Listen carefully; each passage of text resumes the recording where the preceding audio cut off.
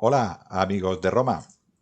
Esta es la segunda parte de la romanización de Hispania y nos introduciremos en un poquitín el tema de cómo Roma se fue un poquitín haciendo con el territorio de la península ibérica, ¿no? Porque España engloba toda la península ibérica, no solamente España, ¿no? Sino Portugal, Hispania y también era Gibraltar. Todo esto era, todo esto España, ¿no? Os presentaré a mi amigo, que ya lo conocéis, ¿no? A mi amigo, ¿cómo estás, Calamar? ¿Qué tal, Calamar? Aquí de maravilla, en su tinta estamos, o sea que perfecto, no se puede pedir más. Esta segunda entrega de la romanización que dejamos a nuestros videoyentes en ascuas, que les explicamos toda la parte introductoria y ahora hoy viene lo bueno, ¿no? Y viene la Sí. conquista en sí, ¿no? Yo estoy viendo a esas naves de Escipión, allí en Ampuria, y allí bajando estos romanos, y a partir de ahí ya habían estado su padre y su tío allí, ¿no? Neo y Publio Cornelio Escipión, y viene un poquitín allí el africano, y ahí es donde empieza realmente esta conquista, o al menos en mi opinión. De todas maneras, tenemos al experto que ahora presentaremos. ¿Cómo va, Arnau? Muy buenas, muy buenas. Ya volvemos, que a mí me gusta hablar de estos temas, así que estoy encantado. Ah, perdona, no te he presentado bien. ¿Cómo estás, Calamar? Vale, no, ya me está enfadando por dentro, o sea que lo has arreglado Sí, a sí, tiempo. he ido Muy bien. tiempo. Pues eso, decíamos, como lo comentaba Sergio y tú que estabas escuchándonos, estamos estas naves, estas legiones que vinieron con Escipión, bastante temerosas un poquitín con lo que se iban a encontrar aquí, y aquí se encontraron íberos, se encontraron cartagineses, y estos íberos fueron tanto aliados suyos como aliados de los cartagineses, como aliados de ninguno de ellos, ¿no? Así empezamos. Pues sí, al final la parte de la conquista voy a pasar rápido, pero el hecho es que sí, el hecho es que Hispania, como ha pasado en muchísimas ocasiones, ha sido incluso más adelante, pero ha sido el escenario de guerras entre varios países, varias entidades políticas de todo tipo, que pues han encontrado en esa zona tan estratégica pues un lugar donde pasearse y conquistar si podían para controlar el paso incluso al Atlántico o el comercio en el Mediterráneo occidental. Pero el hecho es que los romanos llegan en el 218, oficialmente, digamos, porque seguro que ya estaban antes con el comercio y seguro que ya había alguna cosilla, pero incluso arqueológicamente pues no sabemos exactamente por dónde vamos. Pero los romanos llegan en ese momento y hasta más o menos el siglo I, pues no los encontramos a nivel general. O sea, pasan prácticamente 100 años sin que se note demasiado su presencia. Pero ya tenemos muestras de ellos ya hacia una presencia, digamos, estable y un intento de control del territorio iniciado ya el siglo II antes de Cristo, sobre todo hacia la segunda mitad, o sea, a partir del 150 aproximadamente. Pero ¿qué pasa? Que esto lo vemos a lo largo de toda la historia, por todo el mundo, que es que el problema principal muchas veces para una potencia invasora no es la invasión en sí, sino el control de la población justo después de la invasión. ¿Vale? Y el ejemplo más claro, para que lo entendáis luego qué pasa, es el caso de César, ¿no? César su conquista, pues más rápido o menos rápido, esto cada uno pues tendrá su propia idea, pero creo que, según mi opinión, es muy rápido por el territorio que conquista. Rápidamente ocupa la Galia, la parte de la Bélgica, una parte muy importante de territorio. Pero el problema le llega luego, el problema le llega una vez ya está el país o el área conquistado. O sea, ya está conquistado y luego es cuando tiene problemas con Vercingetorix. Y hay una revuelta enorme que pone en peligro todo lo que había conquistado. Pues en Hispania más o menos pasa algo similar. En este caso, pues en la parte más antigua conquistada, ¿no? La parte más recientemente adquirida por los romanos en el siglo II es la parte mediterránea, la parte de los íberos, que va pues más o menos un poco pasado los Pirineos hasta la zona de Almería, más o menos, ¿no? Es una zona muy extensa que se ha etiquetado como íbera pues porque tienen varios elementos culturales en común, tienen pues un arte similar, una cultura parecida, una religión con similitudes y un idioma común que sería más una lengua franca, más o menos, ¿no? Una lengua de comunicación entre ellos que no quizás una lengua común dentro de las comunidades. Esto no lo sabemos, evidentemente. No sabemos ni leer el Ibero, o sea que poco vamos a saber. Pero lo importante es que este elemento parece que es ser suficiente, más allá de la presencia romana, para potenciar una revuelta que se da pues, a principios del siglo II después de Cristo, que es una revuelta que empieza en la Hispania ulterior. Recordemos que Hispania en ese momento tenía 2 provincias, digamos provincias para llamarlos de alguna forma, porque no eran entidades administrativas aún muy, digamos, compactas o bien definidas, pero bueno, había la Hispania Quiterior y la Hispania Ulterior, la Hispania cercana y la Hispania lejana. Básicamente, no se mataron demasiado No, no, la de al aquí y la escoger de los allí, nombres. sí, sí. Ya está. Eso sí, es muy romano esto. Pues esta revuelta empieza en la Hispania ulterior y luego se expande hacia la citerior. Por lo tanto, sería una especie de conato de revuelta en el sur que se expande hacia el norte y el noreste. Y luego, pues, hay un levantamiento generalizado. ¿Qué pasa? Que a las autoridades romanas se les desborda la situación, los primeros pretores que están ahí, pobres, pues se lo encuentran, pobres o no pobres, porque nunca sabremos exactamente, las fuentes nos indican, pero nunca sabremos exactamente por qué se rebelaron algunas comunidades en concreto, pero seguramente por una mala praxis y un saqueo continuado de los romanos. Apretar, apretar, apretar. Eso siempre pasa. Entonces, las primeras autoridades romanas se ven desbordadas y hasta que, será por suerte o por otros motivos, le toca a un joven Catón que, bueno, pues llega a la provincia que le tocó y a partir de ahí, pues en una serie pues, de batallas, incluso una batalla cerca de Emporion, en el norte de Cataluña, bueno, la única prácticamente colonia griega que había en la península ibérica. Ahí se da una batalla muy importante donde se dice, aunque parece difícil de creer, pero bueno, vete tú a saber, que hubieron 40.000 bajas enemigas. Por lo tanto, es una batalla muy importante, un punto de inflexión. Y luego, pues, hay varios puntos calientes que se van sofocando hasta que la región se pacifica. Siempre entendiendo pacificar como, entre comillas, porque es todo lo contrario pacificar, realmente suprimir una revuelta. Pero lo que sí que podemos decir es que luego de eso, la cosa en la parte íbera ya se calma y no sabemos de otros problemas en la zona ya nunca más. Al menos de Por lo importancia, tanto, ¿no? ¿Te claro, refieres? Es que perdona, ahora me ha venido. Este Catón, que en este momento era joven, es el que decía Cartago de lenta es Catón del Viejo, claro, sí, el sí, sí, sí. mismo. Es el Menudo, mismo. menudo personaje. Claro, claro, este es un personaje muy, muy curioso. Sí, la verdad Todavía, es que todavía sí. era joven y no se le había ocurrido lo del Endaés. Luego más No, adelante, no, ¿no? no. Cuando veía el peligro de los A mí, cartagineses, ¿no? Ese resurgir de Cartago. ya sé que es una interrupción, pero a mí es que esa frase me emociona. Cartago de Es lenta es. Yo es que es un se me meme hincha el pecho. prácticamente, sí, sí. Pues sí, sí, es un personaje curioso. Por eso dije que era joven, porque aún no se había formado digamos, el meme, el personaje. Pero volviendo un poco al tema, podemos decir que entonces la región un poco está muy tranquila. Evidentemente, no hablamos del resto de la península porque es que algunos no sabían ni que eran los romanos, o sea, no habían llegado ni por asomo. Por lo tanto, no tiene sentido. De momento vamos a centrarnos en esto. Entonces, el problema que tenemos con las fuentes, por ejemplo, es que es posible que no sepamos tampoco de problemas menores porque lo que nos pasa con las fuentes, que lo hemos comentado tanto en mi canal en Cliófilos como aquí con vosotros, muchas veces es que, claro, las fuentes son muy morbosas. Los autores clásicos son muy morbosos y van al conflicto. Y claro, el conflicto a la que deja de haber guerra en una provincia y pasa a la siguiente, siguiendo este ciclo de conquista romana, pues la región ya pacificada ya no importa, ya no les importa. Por lo tanto, dejas de tener información en la mayoría de las fuentes de los autores clásicos que hacen estas historias de Roma que son donde tenemos tantísimos detalles.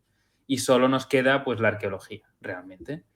Por lo tanto, ¿qué es lo que nos muestra la arqueología sobre esta revuelta? Bueno, pues lo que nos dice es que hay digamos, es como la lotería, ¿no? Hay un reparto un poco desigual de dónde cae la represión y dónde no. Y esto lo podemos ver como nos gusta a los arqueólogos, esto ya concretaremos otro día, pero... Lo estás disfrutando, ¿eh? Nos estás metiendo aquí claro. el especial de arqueología, pero bueno, Sí. me gusta que lo digas, pero también va bien que te estás autoinculcando tú el deber de volver a venir a este canal a hablar de arqueología, o sea que esto lo tenemos presente, ¿eh? Te contamos ya ha con dicho ello, la palabra. Ya la palabra, le tomáis la palabra entonces.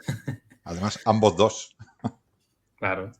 Pues el hecho es que en arqueología, la vamos a contar ahora, somos un poco pues sádicos, si lo queréis decir así, y lo que nos gusta realmente es encontrarnos, no nos gusta verlo en el presente, pero nos gusta que haya ocurrido y que haya habido pues un poco de un incendio, violencia, un saqueo, porque ¿qué es lo que pasa? Y esto os lo pregunto a vosotros y lo pregunto a la audiencia. Si vosotros os mudáis de casa, tenéis que abandonar vuestra casa. ¿Vais a dejar ahí la nevera, la tele y el sofá? ¿A qué no? Os lo vais a llevar todo. Vais a dejar solo las paredes y las ventanas. Pues esto es lo que hace la mayoría de gente. ¿Y qué pasa? Que si mientras os estáis mudando se os cae un plato, un vaso y vais un poco con prisas, os da igual, dejáis ahí el trozo ahí o el plato roto y no barréis. Pues esto es lo que nos encontramos muchas veces. Así, Arnau, que me estás diciendo que lo que a los arqueólogos os va bien es aquellas ciudades que pasa un enemigo por encima, las quema, las hunde y ya no lo vuelve a habitar nadie y eso encima cae tierra. Esto es lo ideal para vosotros. Claro, bueno, o esto o que, a ver, que se incendie la casa cuando los propietarios no están y Sí, ya sí, está, y sí, todos sí. tranquilos, ¿eh? Lo importante es que todo quede in situ, porque es cuando tendremos la información, porque si tú te vas y lo quitas todo, queda 4 paredes y ya está, y esto no interesa a nadie, porque no da información. Por esto Pompeya es una joya, porque está todo exactamente como estaba, como lo dejaron. Los pilló en Bragas. Incluso tienes ahí los pobres diablos que no pudieron huir. Pero bueno, el caso es que la arqueología lo que nos cuenta es que hay un reparto bastante desigual de la represión. Hay algunos poblados que se ven claramente destruidos, esto se ve clarísimamente y creo que no voy a sorprender a nadie cuando os digo que se ve porque hay niveles de ceniza y de carbones encima de un estrato que está lleno de cosas que se han quedado ahí in situ, que nadie se ha llevado. Por lo tanto, hay lugares donde esto no pasa. Y por eso sabemos que no todo el mundo participó del mismo modo o hubo comunidades que resistieron más hasta el final y por eso fueron destruidas o desplazadas, y hay otras que pactaron o se rindieron a tiempo o lo que sea y que por lo tanto sus asentamientos siguieron funcionando tranquilamente, no hubo destrucción, no hubo asedios y por lo tanto este relato un poco de la revuelta generalizada o de la, digamos, de la reacción unánime de los íberos como una única cosa, ya no tiene sentido. Aquí lo que tenemos es un seguido de comunidades, de grupos incluso, ¿no? Grupos étnicos que en conjunto, que podría ser, no son íberos, son cosetanos, son layetanos, son, yo qué sé, son de todas partes realmente. Hay muchísimas tribus. Y de Cabones, que yo estoy en la zona de Cabonia. Claro, hay muchísimos y hay indicetes también. Hay un montón. Y estas comunidades son las que decidían por sí mismas si querían pues entrar en este juego político romano, si querían integrarse, si querían luchar. Por lo tanto, es un panorama muy distinto. Entonces, ¿cómo se manifiesta digamos, la romanización en el territorio? Pues lo primero que tenemos en cuenta, y algo que me gusta a mí personalmente, es en la religión. En el caso de la religión, podemos ver que nos dan un poco de información a través de las inscripciones. La epigrafía, básicamente, es lo único que nos da información sobre las creencias en la antigüedad, incluso en el caso de los romanos. Pero con los romanos tenemos fuentes escritas a tutiplén. Pero en el caso de los íberos solo nos quedan pues, la arqueología y la epigrafía.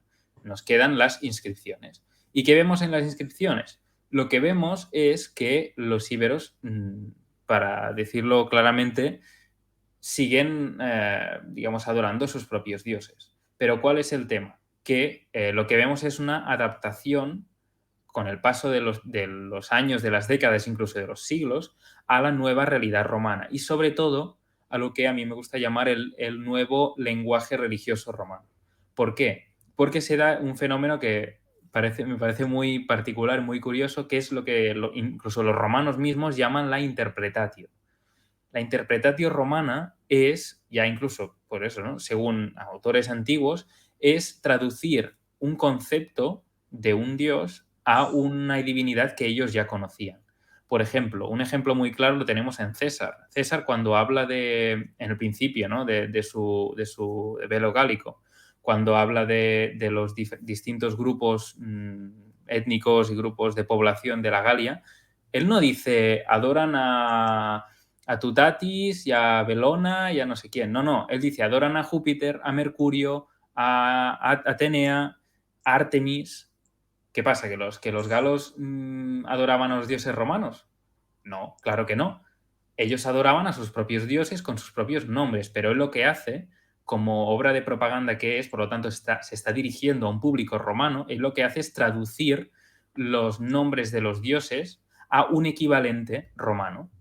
Y los íberos, en este caso, hacen al revés. Es decir, traducen su propio dios indígena, el nombre, a la divinidad romana. Por lo tanto, tenemos, por ejemplo, un santuario que podría estar dedicado a una diosa íbera de la fertilidad de los campos, y luego tenemos unas estatuillas, por ejemplo, unas inscripciones a Demeter. ¿Qué ha pasado aquí? Nada, no se han convertido al culto de Demeter, ¿no? Ha salido el griego. Nosotros lo llamamos Keres, le llamamos Ceres. Ceres, da igual. Sí, pero es muy interesante esto que No, comentas porque... tienes razón, ¿eh? Pero yo soy muy romano, Uy, el mos majorum, claro, se tiene que respetar. Claro precisamente al hilo de este tema, que me parece muy interesante, el tema de la interpretatio, en el último vídeo que hicimos sobre Pirro, que hicimos un directo con Richie, nos habló sobre Pirro, teníamos una pregunta en el canal que nos decía: ¿cuándo se produce la adaptación de los dioses romanos del panteón griego?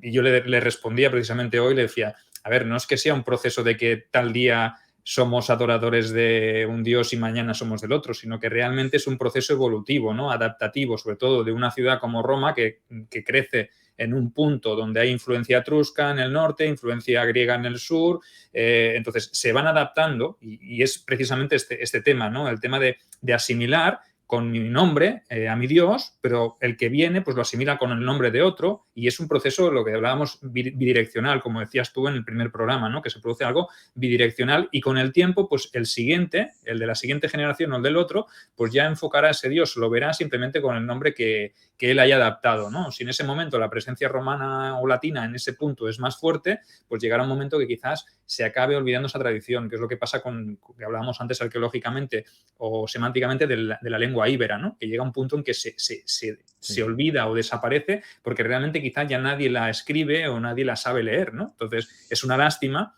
porque es uno de los grandes enigmas del mundo antiguo y de la arqueología, sobre todo para vosotros, ¿no?, los arqueólogos, decir, hostia, si pudiéramos tener una piedra roseta del íbero y pudiéramos tener una traducción... Sí. Mira que ha habido bidireccionalidad, ¿no?, porque es poco probable que no haya una estatua votiva o una inscripción votiva en la que salga en íbero y luego en latín o en griego, yo qué sé, no sé si hay algún caso, lo que pasa es que no han terminado de encontrar los equivalentes, pero sí que hay algún, creo, si no me estoy equivocando, hay un trozo de plomo que encontraron en Emporion, en Ampurias, donde hay un contrato comercial entre íberos y griegos, y mostrando un poco lo que hablábamos anteriormente de esta relación entre iguales, entre los griegos y los íberos, está en los dos idiomas. Pero el problema es que no está muy claro la equivalencia, entonces no se ha podido tampoco esclarecer un poco. Lástima. Porque no es, digamos, como esto, no es un edicto que es como la piedra roseta, ¿no? No es algo que está en 3 idiomas que dice exactamente lo mismo, sino que es un poco más, claro, es un contrato comercial, o sea que tampoco es un poco distinto. También estamos suponiendo que tanto en griego, como en íbero y en latín o en griego están hablando exactamente de lo mismo, tampoco tendría por qué ser así, ¿no? Claro. Puede serlo, pero tampoco. No, pero a ver, probad, no vosotros, sino la audiencia, probad a explicar algo escribiéndolo 2 veces. Seguramente no vais a escribir exactamente lo mismo. Pues es un poco el caso. Esto A no que ser que lo decías, copies, ¿no? A no ser que sea una claro, copia claro, literal, pero por claro, eso puede ser dice una explicarlo, interpretatio, claro. ¿no? Una interpretatio, ¿no? sí, esto de la interpretatio, Me quizás, gusta el concepto. Arnau, es más que una adopción de los dioses, es una adaptación de los dioses, ¿no? Sí, Que sí, tendríamos que es verlo, una si no, traducción, ya está. Sí, sí.